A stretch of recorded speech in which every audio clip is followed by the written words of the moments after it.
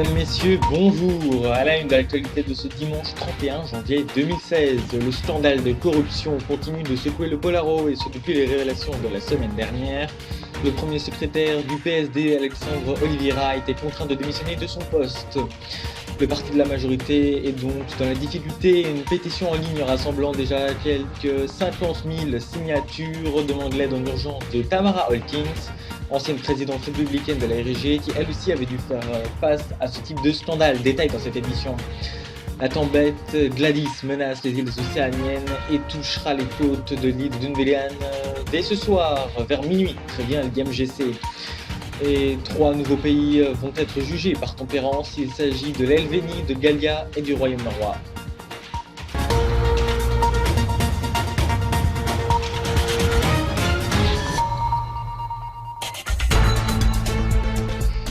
Depuis les révélations du Maleki de dimanche dernier, c'est tout le paysage politique polarien qui est secoué par un très vaste scandale de corruption.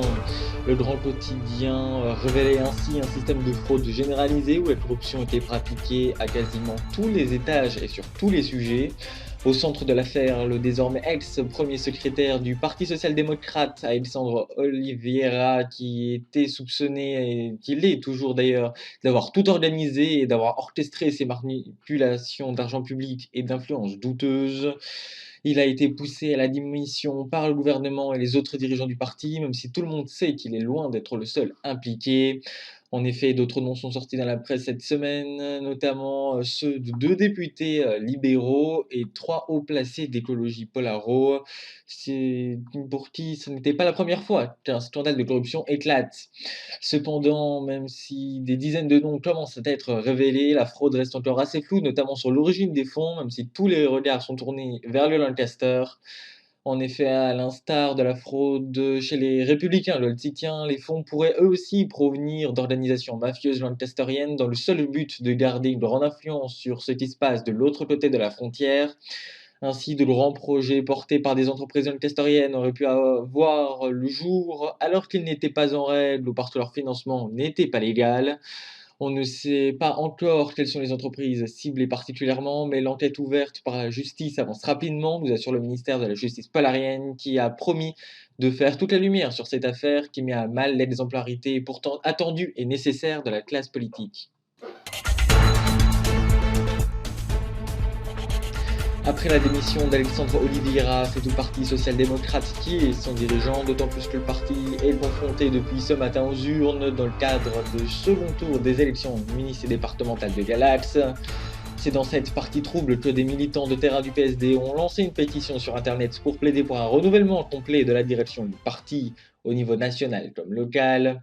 Lancé il y a 2 jours, mais rassemblant déjà quelques 50 000 signatures, c'est notamment sous cette pression qu'est intervenue la démission du premier secrétaire du parti, même si les initiateurs de la pétition ne parlent, je cite, que d'une première victoire dans la guerre contre la corruption.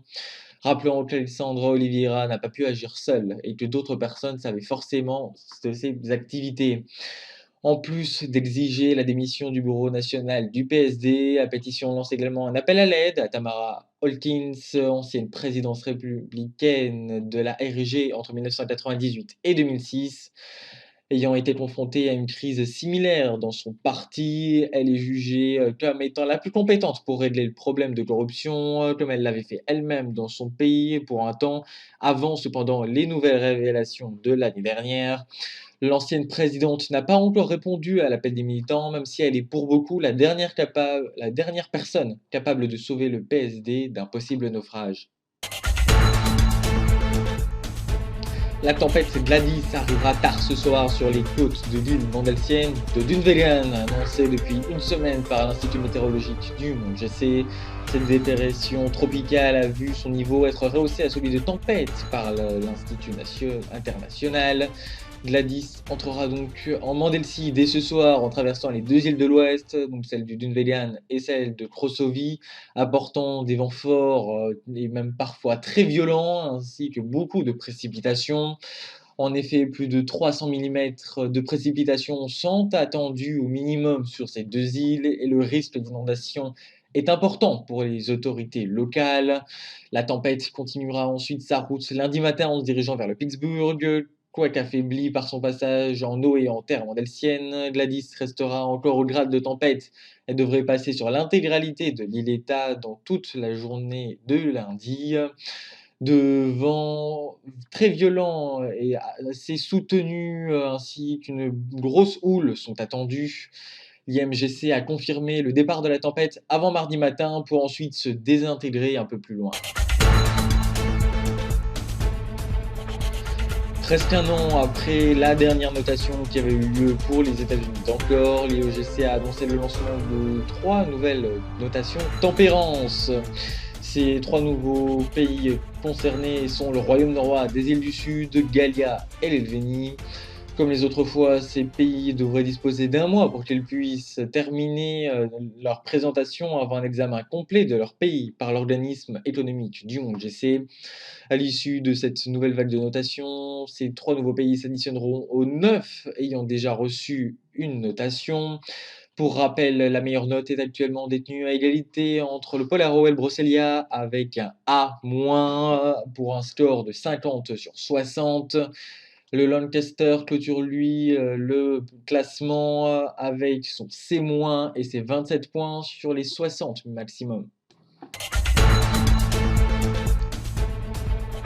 Après des mois de travail, l'administration, par la voix de Youssef, a enfin dévoilé le plan global des changements à venir dans Génération City 5e version. De nombreuses nouveautés ont été annoncées, notamment le changement esthétique et fonctionnel des forums. Les forums de GC quitteront donc forum actif pour un autre hébergeur beaucoup plus flexible, notamment au niveau des possibilités. En plus du changement d'interface, une réforme structurelle devrait également voir le jour. Plus des détails arriveront dans les prochains jours et dans les prochaines semaines. Nous vous tiendrons au courant. C'est la fin de notre journal. Merci de l'avoir suivi. L'information ne s'arrête jamais sur Squirrel, @PolaroTV ainsi que sur le forum de Génération City. A bientôt pour une nouvelle édition.